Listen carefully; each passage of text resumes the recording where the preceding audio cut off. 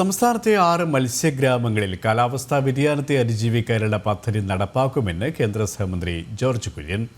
പ്രധാനമന്ത്രി മത്സ്യസമ്പദ് യോജനയിൽ ഉൾപ്പെടുത്തി സംസ്ഥാനത്ത് നടപ്പിലാക്കുന്ന integrated modern coastal phishing village പദ്ധതിയുടെ സംസ്ഥാനതല ഉദ്ഘാടനം നിർവഹിക്കുകയായിരുന്നു അദ്ദേഹം.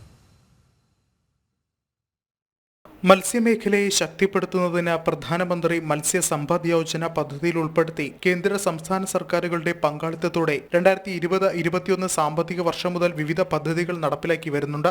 തീരദേശ മത്സ്യത്തൊഴിലാളി ഗ്രാമങ്ങളുടെ സാമൂഹികവും സാമ്പത്തികവുമായ സമഗ്ര പുരോഗതിയാണ് പദ്ധതിയുടെ ലക്ഷ്യം. രാജ്യത്തെ 3477 മത്സ്യഗ്രാമങ്ങളിൽ നിന്നും തെരഞ്ഞെടുക്കപ്പെട്ട 100 മത്സ്യഗ്രാമങ്ങളെയാണ് ആദ്യഘട്ടത്തിൽ പദ്ധതിയിൽ ഉൾപ്പെടുത്തിയിട്ടുള്ളത്. ഈ പദ്ധതിയുടെ സംസ്ഥാനതല ഉദ്ഘാടനമാണ് കേന്ദ്രമന്ത്രി ജോർജ് കുര്യൻ നിർവഹിച്ചത്. മത്സ്യബന്ധന മേഖലയിൽ സാങ്കേതിക വിദ്യ ഉപയോഗിച്ചുകൊണ്ട് നടപ്പിലാക്കുന്ന പദ്ധതികളെക്കുറിച്ച് അദ്ദേഹം വിവരിച്ചു. നിങ്ങൾക്കറിയാമോ, ഇന്ത്യയിൽ ഏറ്റവും കൂടുതൽ ഫിഷിംഗ് ഹാർബർ ഉള്ളത് കേരളത്തിലാണ്. ഈ മീൻ പിടിക്കാൻ വേണ്ടി കടലിൽ പോയി കഴിഞ്ഞാൽ ഒരു ബന്ധവുമില്ല. ഈ നമ്മുടെ മൊബൈലിന്റെ റേഞ്ച് കഴിഞ്ഞാൽ പിന്നെ ബന്ധപ്പെടാൻ സാധിക്കില്ല. അതുകൊണ്ട് ഫിഷറീസ് മിനിസ്ട്രി കേന്ദ്രത്തിലെ ISROയുമായിട്ട് നമ്മൾ എഗ്രിമെന്റ് ഉണ്ടാക്കിയിട്ടുണ്ട്. സാറ്റലൈറ്റിൽ നിന്ന് നമ്മുടെ മീൻപിടുത്തക്കാർക്ക് വിവരങ്ങൾ കിട്ടും.